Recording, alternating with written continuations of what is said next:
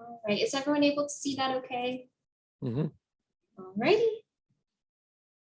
I'll turn things over to you guys now. Thank you. Can you see that, Melanie? Because I'll help advance it if you don't. No, I can see it. Okay. I don't know if I can advance, but I can see. Oh, she'll advance for you. Just tell her. Perfect. So yeah, you gotta go to the next slide, Mitra. So Dr. Miller and I are gonna both talk about this.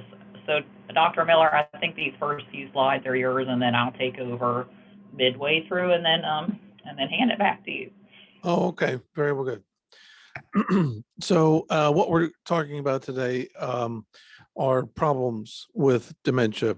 Obviously, having memory problems and memory failure and difficulty thinking logically are part of the syndromes of dementia. But the behavioral symptoms are usually the ones that give people the most trouble, family members in particular. And the ones we're talking about here are basically three categories. The psychiatric ones, commonly anxiety and depression go with dementia. It's anxiety provoking to know that you can't do what you used to do. It's depressing to be told you can't drive, or you're losing your faculties. So it's very common. Not only that, but the disease itself affects neurotransmitter populations in the brain with the degenerative process. So you can have depression from sort of impaired mood circuits in the brain, if you will. The psychotic symptoms are very disturbing, often to the patients themselves. If they're paranoid, for example, that's a heightened state of anxiety that, somebody's trying to hurt them or come get them, and they're often very disturbed by that and suffering. Hallucinations and delusions are usually more cause more suffering for family members. Sometimes patients are not disturbed by, say, hallucinations of little people in the room. Sometimes they find them even amusing, but they're disturbing to family members, and it again indicates that brain function is impaired. The last category is probably the one that causes the most disruption. It's the one where family members often throw up their hands and say, I can't do this anymore. We're going to have to put them in a home because we can't handle either the behavioral disturbances, or the other major one is incontinence that causes people to place their loved one in long-term care settings. But behavioral symptoms can run the gamut from being aggressive to being oppositional, particularly in nursing homes where daily care is essential. You have to get everybody to eat. You have to keep everybody clean. If they're not fully continent, you have to make sure they have a bowel program in place so they can be toileted. Hypersexuality is a problem, particularly in care settings where uninhibited sexual desires can be expressed in inappropriate ways. Repetitive vocalizations, it drives people crazy if someone's yelling all night long and wanting something that's impossible to give them. And then sleeping and eating problems are also very common. So these things can compound each other too when you have combinations of them. Next slide. So here's some key references, and I give this to you early because how you manage these things with medications depends on who you read. Some people have different approaches. Some groups have tried to be systematic in their approach, and I'm going to talk about some of those going forward. And you can read the actual studies here if you wish. Next slide. So the one I'm going to talk about, because I think it's useful, it's the so-called DICE approach, which is an acronym for describe, investigate, create, and then evaluate. So this is Helen Kales and her group. So first of all, describing what the problem is important. Dementia, disruptive behavior can run the gamut, as we just mentioned. And so trying to understand exactly what is going on is the first problem. Sometimes problems only occur in a given context. Like I recently spent 2 years working on a geriatric psych unit. Some people are sort of okay most of the time until you try to change their diaper, and then they really, go off and start kicking and screaming, and who knows what's going through their head, whether they feel like they're being assaulted or whether this is sort of a sexual connotations to it. You can often not know what they're thinking. You can only guess. But so defining where the context is, and sometimes a different approach from the nursing staff can make all the difference. Tell them why you're going to do what you're going to do, for example. So caregiver observations are very important, whether they're family members or at home or nursing home personnel who work with them. When does this occur? What triggers it? What calms them? What makes it better? Care logs can be reviewed in some places where they write down what happened to the person over the last shift. Verbal patients can sometimes tell you clues that might be in a roundabout way if they're rambling and demented, but sometimes I teach caregiver staff to listen to themes. So if the themes are depressive, they took this from me, I'm never going to get better. I just want to die. That indicates probably there's depression lurking somewhere, even if they can't say, I feel depressed, but you can infer that from their verbalizations. The trickier ones are the ones who are nonverbal, or you can't hold a conversation and you have to guess what's going on with them. And that leads to the next category, to investigate, to try to rule out common things that often lead to disruptive behaviors. The most common one in a nursing home when someone has a change in behavior is a urinary tract infection. So we commonly check for that and treat it appropriately. And lo and behold, many times, acting out behavior is due to a urinary tract infection, which is very common, more in women, of course, because of the anatomy. Chronic pain is very important. So if someone is nonverbal, it's hard for them to express they're in pain. They're just irritable. Get away from me. Don't touch me. Ouch, everything hurts. But, so it's important to know their medical history and what surgeries they've had. Do they have chronic back pain? Might they be in inadequate pain control that can calm them if you figure it out? Constipation is another one. It's very uncomfortable to be bloated and constipated, and it's very common in the elderly. When their bowels slow down, they're on various drugs that slow down the bowel further. They have hypothyroidism, which causes constipation. And so this can be remedied if we know. And some people have lousy diets. They don't want to eat. They don't want to eat fresh fruits and vegetables. And so they don't get enough roughage in their diet. So sometimes we need to think about that, put them on a bowel regimen where maybe they have that soluble fiber mixed in with something they drink to try to increase the bulk of their stool and keep it passing.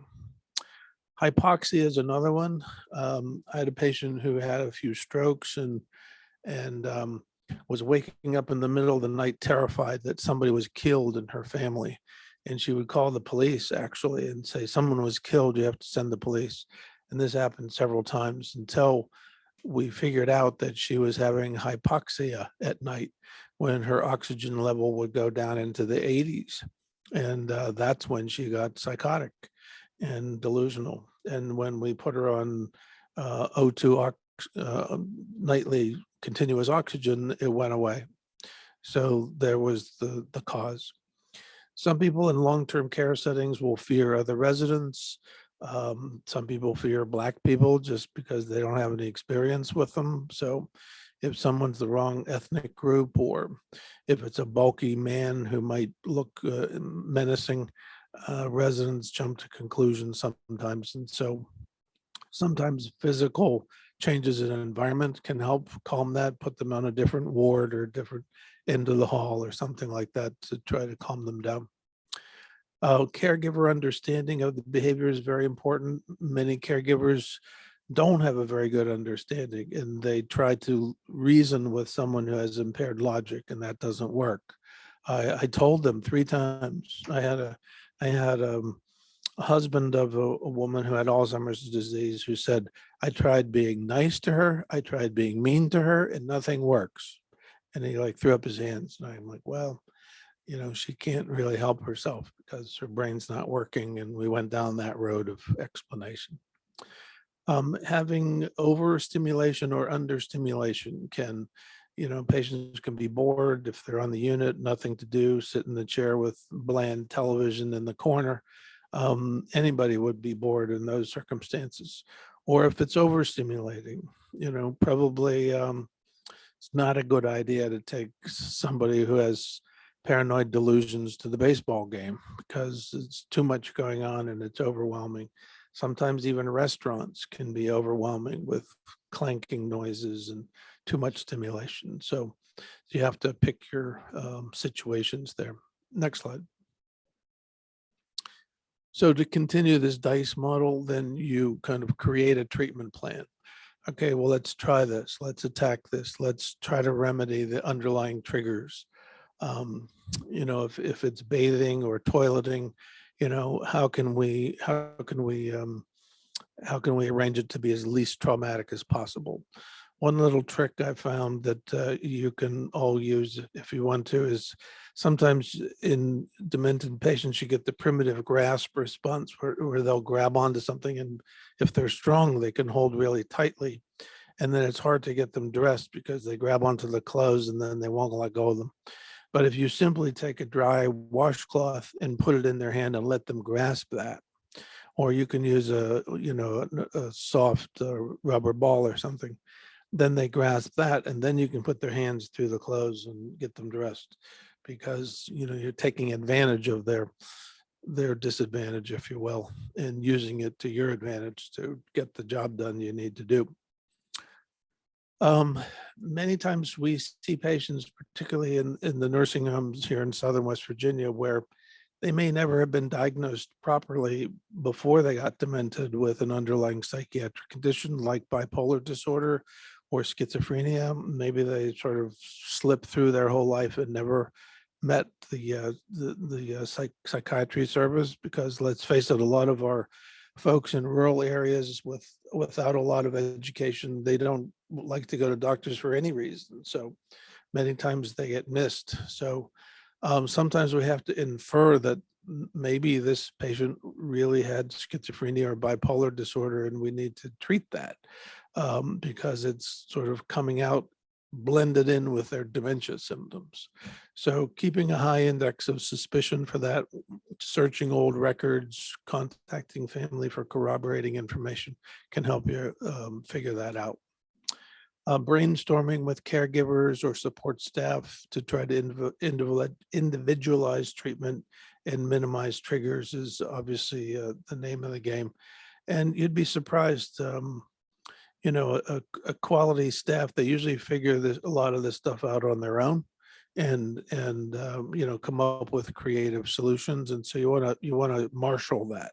You want to encourage that and reward that and thank the staff that come up with new ideas that really work, because sometimes it feels like you're flying by the seat of your pants when nothing seems to be working and the patients are out of control. Next slide. Then you want to evaluate, is the intervention working?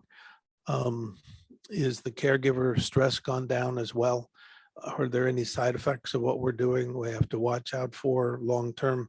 For example, antipsychotic medications often work very well when someone's acutely agitated, but then 3 weeks later, the same dose can be toxically sedating because it's too much. So what worked in the initial needs to be backed off oftentimes to sort of the minimum effective dose to keep it working. So we have to reevaluate, and team approach often works best. because nobody has, ultimate crystal ball to know what's going to work ahead of time. You just sometimes have to try things, trial and error. Next slide. Can't stress enough the importance of non-pharmacologic interventions. The idea that, okay, the demented person's out of control, they need their drugs adjusted, should not be the knee-jerk response. We should think about the global picture of, is this person getting what they need in general? Are they plugged into a system that's supportive to them? And if not, maybe that's where the problem needs to be addressed, not necessarily the drugs that they're taking every day. So having enough social contact, relaxing effects of pet therapy can be very therapeutic for some people, especially people who end up in a nursing home from a farm where they're missing their animals and their pets. It can really be, link them back to their origins to help calm them. Sensory enhancement can help, like music, particularly from their era, massages, touching, physical activity like that. There's a reason we have activity therapists. They are a crucial part of the team in a nursing home setting or in an inpatient setting. They not only observe the patient and provide feedback to the treatment team, but they provide useful activities to occupy people, to stimulate them, to promote group activities and quality social interaction. The physical exercise aspects can help with coordination, with balance, getting them outside once in a while in the fresh air and see the seasons change, if it's snowing or whatever, leaf changing colors. All those things are the things that make all of us, find pleasure in day-to-day life. And that hasn't changed just because they're demented. You could argue they need that more than ever. Some people have been helped by neurocognitive interventions, computer games. They have therapy robots, which, are like a little fuzzy thing that moves around by itself and acts like a dog, but it's really a little robot. And then caregiver education. The Alzheimer's Association does a lot of group support, both for patients and for caregivers, trying to recognize behavior as related to brain damage, not willful opposition, is a key teaching point that we have to reinforce over and over. Okay, enough said about non-pharm. Now let's get into the pharm. Next slide. Canadian team actually happened to be colleagues of mine from Pittsburgh who moved on to Canada. They came up with an algorithm for treating dementia-related behaviors with a drug strategy. And basically, first of what they do is they take you off everything. So particularly benzos and Z drugs, the Ambiens and such drugs, take them off all their psychotropics except for cognitive enhancers and memantine, unless clearly that caused the problem. And they wash them out for 10 days. Then they use PRN trazodone, 25 milligrams every hour as needed, up to 150 milligrams a day. If you're frail, if you're not frail, you can go up to even 300 a day to try to get the behavior in question under control. An alternative would be to use low-dose lorazepam on a schedule up to 2 milligrams a day. And then from there, next slide, they use drugs in, I think this is Melanie's, skip ahead. Yeah, I was going to jump in and talk about the cholinesterase inhibitors, but I can do that at any point. Yeah, we'll come right back to you until I finish this one slide. So can you go ahead, the slides? Probably need to skip, yeah. Yeah, just it should be the next one after that. Keep going. There you go. We'll finish this one, then come back to you, Melanie. Then they ranked the medications in order of efficacy. You know, the controlled trials, the evidence-based treatments, and some of these don't have that many, and some are hard to compare because they did the studies in different ways. But they basically found that risperidone often worked very well, and was one of the more safe ones, and one that had the track record of efficacy. And closely following that is aripiprazole or Abilify or quetiapine or Seroquel.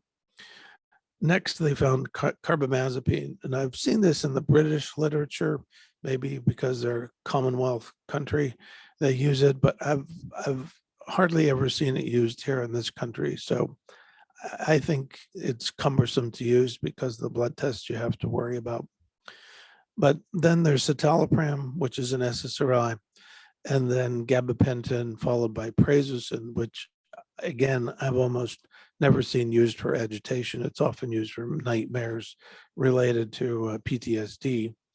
And then lastly, a combination of these drugs and or ECT. So this is their algorithm for trying to treat it, and they intend it to be sequential. In other words, you start with the Risperdal, and if that fails, then you go to the next one, and so on down the line until you find something that works. In practice, you know, people usually don't follow algorithms, and we don't always have 10 days to wait and watch and see what happens, even on an inpatient unit where you know, the quality people are breathing down your neck to get them out of the hospital as soon as possible.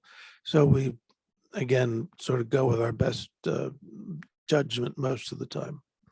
But I'm going to tell you about my strategies when I come back, but I'm going to let Melanie talk about the medicines we use for cognitive enhancement first, and then we'll come back to that. Perfect. So yeah, I'm going to just touch base quickly about the cholinesterase inhibitors and memantine, which are medicines that we use very commonly for cognitive reasons in dementia, and we've talked about that previously. There's actually a little bit of evidence available that they can also help with some behavior issues. So donepezil, arecept, which we all use very frequently, again, primarily for cognitive reasons, has also been shown to have some benefit in behavior, particularly in mood issues like apathy and depression, and then also delusions. So again, we're typically starting these medicines anyway, and may get some secondary benefits from them. We can go to the next slide. And similar results have been noted for other cholinesterase inhibitors, including ribostigmine and galantamine. So the data is a little bit mixed for all of these, but there have been trials for each of them showing potentially some benefit. And since we're usually trying them anyway, it's worth monitoring for behavior benefits. And then there's also decent evidence that these can also be helpful for things like behavior and visual hallucinations in Lewy body dementia.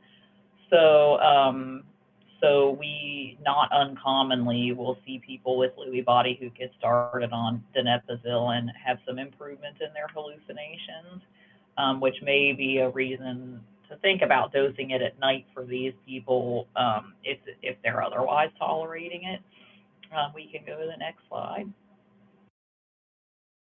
And then memantine, Namenda, again, we use very commonly for cognitive reasons, but there has been data also showing that it can potentially also play a role in improving agitation, aggression, and delusions. Again, it's a little bit of mixed data, but often worth a try. But especially with memantine, it may take several weeks to months to see benefits. So it's usually not something that you're going to see an immediate improvement with. So it may take a few weeks. Okay, we can go back to where Dr. Miller left off now. Thanks, Melanie. And I'll just add a couple things to what you said. The arecept can be used with vascular dementia. It's not just for Alzheimer's disease. And in fact, it tends to work better for Lewy body dementia than Alzheimer's even. So that's kind of a curious phenomenon. And one thing I noticed about using these drugs is oftentimes it improves attention. So maybe their memory doesn't improve measurably, but they seem to be paying more attention to what's going on around them, which may make all the difference between whether they socialize in a group or whether they're off on their own staring out the window, which leads to all kinds of secondary benefits from the socialization. So I think even if you're not seeing memory effects, that can be a benefit. And lastly, these medicines, the real reason we give them is to slow the rate of further deterioration. So we have to remember to explain that to patients, because they're looking for improvement in their patients, which you might not see. So you may not have any ostensible benefit from immediately in memory or improvement in behavior, but you have to say, well, what you can't tell is if they'd be worse off 3 months from now if they didn't take the drug, if they might have deteriorated faster.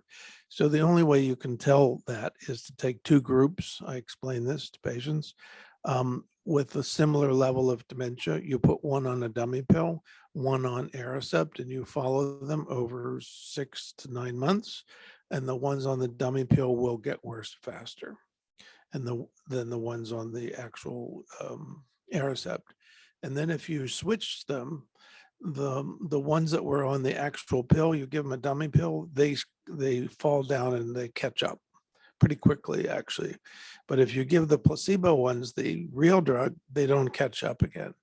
So it's like what's been lost is lost, and therefore we're trying to preserve as much as we can, and that can, in the end, mean as much as delaying nursing home placement for 2 years. With the attendant cost, it's cost effective when you calculate it that way. So those are just some added points I want to make. So whenever you get asked to do a talk, and you've been doing this as long as I have, you can make up your own rules and name them as your own. And so that's what I'm doing here. So these are Miller's methods that I've learned by hook or crook over the years that have made a difference. So first of all, just similar to the DICE method, we're looking for things that we can measure that might be clues to an underlying cause other than just the dementia itself. Do they have B12 deficiency or folate deficiency, or are they hypothyroid or hyperthyroid? Both of them can cause mental disturbances. Is their diabetes out of whack, or are they new onset diabetics that nobody really knew? Do they have enough hemoglobin to carry oxygen? Are they anemic? Are they showing oxygen saturation levels in a good range? Or do they have heart or lung disease that's affecting their brain because not enough oxygen is getting to the brain? Do they have renal failure? Has that changed? Are they dehydrated and their BUN and creatinine are up because of that? Are they hyponatremic, which can happen from a variety of drugs? Or do they have liver failure? Are they on drugs like Dilantin or other things that we should measure the levels of and make sure they're not toxic or have crept up for some reason? Particularly lithium can be very toxic in the elderly if you get a little dehydrated. I generally don't like using benzos. They disinhibit people. They cause falls, confusion, sedation, but sometimes they're the only damn thing that works. And so they are still in the armamentarium, particularly those patients with psychosis and catatonia. Benzodiazepines are the drug of choice to get that under control. But that's a more complex situation that would usually be in a geriatric hospital setting. So the first line for patients with either agitation or too much anxiety or too much depression is one drug, the SSRIs. I usually use Zoloft because citalopram has that black box warning where it can cause QTC elevation. And so you're not supposed to use it more than 20 milligrams a day, but 20 milligrams isn't always enough. So then what do? You have to switch drugs if you get to 20 and it's not working. So I just skip it altogether and use Zoloft, which is similar in side effect profile and you can dose it up to 200 milligrams a day if you need to, and divide it, increments. If they have psychotic symptoms, the SSRIs usually aren't going to make those go away. You need an antipsychotic, and that's certainly justifiable. You should write that in your note in case they have a stroke on these antipsychotics, because that is a black box warning for use in demented elderly. So only use them when you have to, when you either can't control the behaviors with something else or they have psychotic symptoms. Next slide. For frail elders, you really have to touch them lightly. Risperidol is a very potent medication. If you give them a whole milligram to a frail elder, you will drop them to the floor, I guarantee it. So you do want to be careful. This drug will cause stiffness and gait disturbance and risk for falls, which we're always worried about in the elderly anyway. So 1/4 milligram of risperidone is sometimes what we use once a day. And if they tolerate that and are still disruptive, then go to twice a day and ease up like that. Or Seroquel, you can break it 25 in half and get 12 and a half to start very low. Other antipsychotics I use are aripiprazole or Abilify, olanzapine, or Zyprexa. However, that one is the worst for weight gain. So they can put on 10, 30, 20, 30 pounds over 3 months with that drug. It's a real rapid weight gainer, which might be good for a little old lady who's underweight, but not for a lot of others, particularly diabetics. And lastly, haloperidol, the old standard, oldie but goodie, does work. It's a typical rather than an atypical antipsychotic, so it tends to be more of a blunt sledgehammer rather than a laser beam for getting the job done. But it will work for people with really intractable aggression that's not working well with the other drugs. For those who are unresponsive and they're still acting out a lot and hitting people and won't cooperate, Depakote can be a good drug to just sort of calm them in general and decrease the propensity for these outbursts. So many times it's used in combination with an antipsychotic. If you don't get a complete response, think about Depakote, and in which case you have to watch the levels and make sure they're therapeutic and not overly therapeutic. For patients who you think might have chronic pain, the addition of gabapentin or venlafaxine or duloxetine, Cymbalta, they're approved for pain syndromes anyway. And so you can kill 2 birds with 1 stone and try to avoid narcotics. Basically, these days, what we've learned from the opiate epidemic is nobody should be on chronic narcotics except very few people. So get them on a regimen of Tylenol or NSAIDs and an antidepressant. One thing about depression is that it impairs the brain and makes chronic pain worse.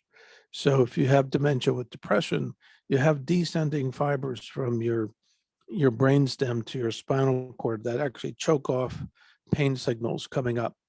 So if your brain is sick from either dementia or depression or both, that often doesn't work and the pain signals are experienced full strength. So if you give an antidepressant, you help put those inhibitory efferent pain fibers back to functioning, which then limits the perception of pain in the brain. So that's another reason to use them in chronic pain situations. Next slide. For those who have an alcohol component, just add thiamine. Don't worry about it. It's not toxic. You're not going to overdose anybody with it, but it can make a difference. It's just to make sure the brain has everything it might have been missing if someone has a dementia, with alcohol in the picture. Same thing with daily multivitamin mineral supplement like Centrum Silver or one of those off brands that are similar. Many elders, when they get demented, they lose weight. They're picky eaters. They only want to eat the same thing over and over. They might not eat a variety of fruits and vegetables that would give us all those micronutrients. So just make sure they get them all, give it to them. It's not going to hurt. And maybe they're getting a few molecules of, cobalt or something that they're missing that might make a difference enzymatically. PRN meds for out of control violence, Risperdal often works well. Haloperidol IM works well for somebody who's, pounding on somebody and you can't get them off. You have to do something. Trazodone can work on a PRN basis for impulsive acting out.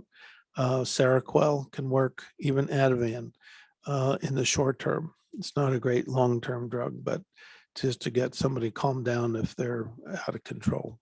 Next slide. So a few other important things. I often try to use the minimum dose of antipsychotics possible. And therefore, it's helpful to think about targeted dosing.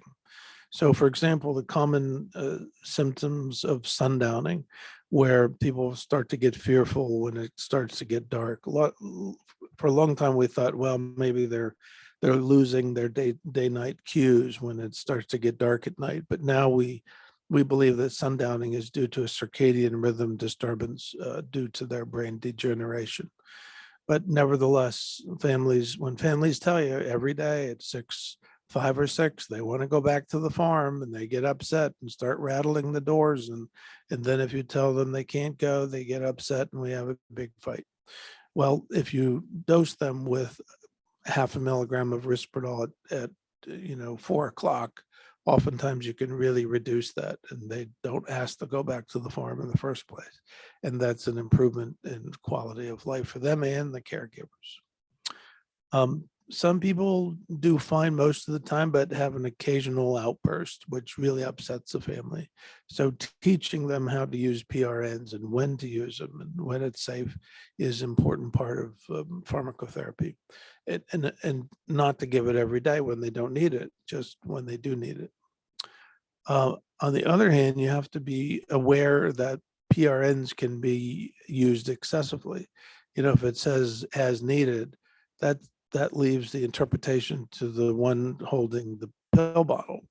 So if it's a nursing staff that wants to have a quiet night, everybody who has a PRN ordered gets one because they want everybody to be knocked out.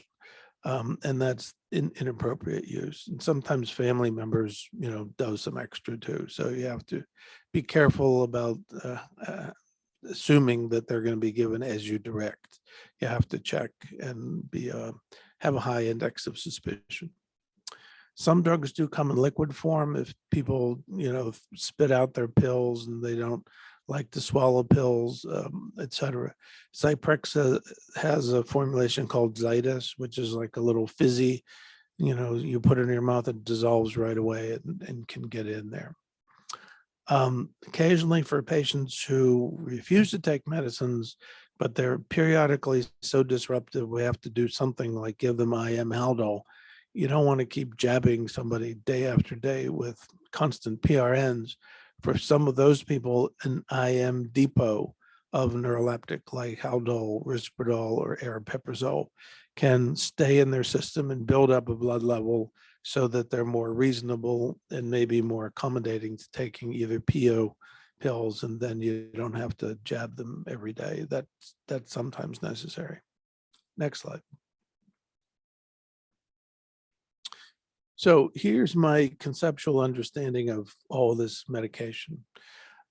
When you have a degenerative brain disease like Alzheimer's, like Parkinson's disease, like Lewy body disease, like multiple strokes with damaged brain, brain cells are dying in the brain, and brain circuits that do all these wonderful things, like think of a ballet dancer, all the circuits that are involved in everything they do. If you start damaging some of those circuits, their repertoire of movements is going to go down. Same thing with our repertoire of human capability when our brains degenerate. So the circuits are less efficient. Some of them are malfunctioning. Neurotransmitters of all kinds are being depleted by, let's say, Alzheimer's disease. It's not just the acetylcholine ones. It's every brand of neurons is being killed by the disease. And so you have a deficiency in neurotransmitters across the brain. If you add the secondary effects from dementia, like poor compliance with medications that might rebalance some of these, poor nutrition, lack of food variety and micronutrients, as we mentioned, impaired sleep cycles or routines, that adds to the picture. So what do we do when we get someone on our geriatric unit and they're out of control and hard to manage? You know, we end up starting one or more of these drugs, and we're basically replacing the neurotransmitters, acetylcholine, norepinephrine, dopamine, GABA, serotonin, vitamin B12 if they're deficient, thyroid hormone if they're deficient, micronutrients. And then we restore their sleep cycle by sort of insisting they go to bed on time and not stay up all night. We provide nutritious foods on a regular basis, which also induces a biorhythmic sort of anchor, because in bipolar patients is what we preach, you know, same meal time, same up time, same sleep time, same exercise time, to lock in your biological rhythms and prevent future episodes. So we do that in our demented patients, and lo and behold, many of them improve and improve quite a bit, almost miraculously in some cases. So that's my conceptualization of what we're trying to do in a given patient. It obviously has to be tailored individually. Next slide. So we do have to remember the risks of our pharmacotherapy. The SSRIs, not everybody can tolerate them. They cause GI distress, nausea, diarrhea, headaches. They can cause hyponatremia. The SNRIs, in particular, venlafaxine, can cause hypertension. And citalopram has that black box warning for QTC widening with doses over 20 milligrams. So they're not innocuous drugs, and particularly in patients who can't tell you what they're feeling or thinking, you know, the more severely impaired demented patients, we have to guess, so we have to watch, you know, ask the nurses, how are they, you know, how are their bowels? Do they have loose bowels or not? You know, could it be this Zoloft? Do we need to adjust the dose? The antipsychotics can cause a number of problems. Akathisia is this sense of internal restlessness where they got to get up and move. Sometimes people will say, it feels like worms in my legs. Patients don't know how to describe that if they're demented. So it looks the same as agitation. They're walking around, they're, you know, they don't know what they want, but they know they're not comfortable.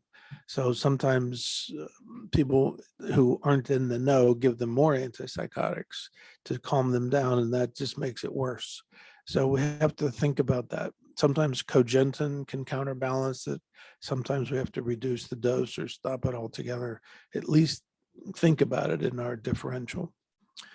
Weight gain can be a problem on people with chronic meds. As I said before, somebody in the acute phase of disruption may need a higher dose than their maintenance dose. So we can wean them down to a tiny dose to follow them once we get a hold of their agitation and contain it. We do have to worry about metabolic disturbances with these drugs, glucose, lipid changes. And then there's the cardiac death or stroke risk, which is about 1.3 to 2 times as high in demented elderly patients who take antipsychotics versus those who don't. So it's a small effect, but it's not insignificant. It's real. And so that's another reason not to use antipsychotics as first line for disruptive behavior. Try the SSRIs first. Try a couple different ones. Only use the antipsychotics if they didn't work, or if you have clear psychotic symptoms and you document that in the chart to justify what you did, and then you should be covered. I think that's the last slide. Is there one more? Oh yeah. For benzos, of course, everybody knows this. Depakote can cause falls, tremors, sedation, LFTs, platelet deficiencies, and then benzodiazepines. Everyone knows about those. So anything we give, we have to give with caution. So I'll stop there, and I'm sure myself and Melanie are open to any questions or comments about anything we talked about. Thank you both so much for the presentation today. We really appreciate it. Lots of great information there. So thank you very much to both of you. Did anyone have any questions, thoughts, comments, anything along this topic line that you wanted to share with the group? Feel free to chat in, and I'm happy to read it out loud as well. I have a question. Mhm. I have a 78-year-old female that family was voicing concerns, however, did not want to notify or let the patient know that they had concerns. And the patient denied any concerns or problems. So it took quite a while before we could ever come up with anything that the patient was in agreement that there was something going on so that we could do testing. So I did all the labs, thyroid, iron, syphilis, everything I could think of. MRI, I even got an MRI. I finally got her on Nonpharmacologic, and actually she's on Remeron because she refused to take Zoloft. Mhm. I'm seeing more things about not using Remeron in the elderly. You didn't talk about Mhm. that at all. So are you staying away from those completely, or? No, I'm not. Remeron is kind of a unique class. It has some SSRI properties, but within the serotonin system, there are a bunch of subreceptors, and this one sort of activates some and inhibits others, which gives it its unique effect. I like Remeron some as a help with sleep. It's quite sedating for some. It's a weight promoter for some who have lost a lot of weight or are really skinny. Generally think about it as an SSRI. Otherwise, it is a decent antidepressant. Sometimes you have to get it up to that 30 or 45 milligrams at night for it to work for that. And so it can have anti-agitation properties too. So yes, I do use it. I'm not sure what the worries are about using it in geriatric patients. Maybe you know anything else, Melanie? No, I'll look into that and make sure there's not something new I've missed. But yeah, I also use Remeron, especially for people who are having sleep issues, because it can be very helpful for that. And so especially if we, are looking at someone who's having a lot of issues at night, in which in some cases we might think about, do they need an antipsychotic or something like that. I'd much rather use Remeron to help them sleep. If I could just go back to your original description, the patient didn't want to hear that she had a memory problem, I take it, and the family really didn't want her confronted with that. It put you in a little bit of a bind there. But just, for patients who don't have insight that they're developing cognitive impairment, sometimes I use the simple approach to say, well, I've done my little testing and the screening, MMSE or MoCA, and it does seem like the memory part of your brain isn't working as well as it used to. Most people will say, well, yeah, that's true. I can't remember like I used to. But if you can say, yeah, it showed up on the testing, and it's more than you would expect for somebody your age and education. So, if they can grasp that, then that's sort of the most watered down way to put it. If they still can't grasp that or deny that, then you have an insight problem where, they're probably not going to come around to realizing they have a problem, and you still have to proceed to try to treat the symptoms the best you can for the ultimate benefit of the patient, even if they don't see what you're doing, in the same way that you have to get the antibiotic into a sick kid by finesse, either way, any way you can, just to get it in there to do its job, promise them ice cream or whatever. So sometimes you have to resort to that to try to do the best thing for the patient when Yeah. they don't get it. Well, when she initially presented, it was more of a sundown type, and just more confusion in the evenings and that type of thing. And she actually made her way through the first MSE without any difficulty. So it took about 3 visits of doing repeated testing and things before we could actually see a change. And actually the very first visit, she actually had a UTI. So we went through a number of steps before we got down to actually getting all of the testing done and everything. Right. It's not an unusual story at all. I mean, UTIs have a life of their own. They don't care if they're coming in for a dementia workup or not. So it's up to us to ferret all that out and try to keep an eye on the big picture. And repeat evaluations over time are probably the best way to tell the difference. Are we seeing a downward slide here in cognitive impairment, cognitive function that supports a diagnosis of probable dementia? And that's how we think until we have more evidence to nail it one way or the other. Thank you. Yeah, you're welcome. Dr. Ward, was there something you wanted to add as well? I noticed you had unmuted.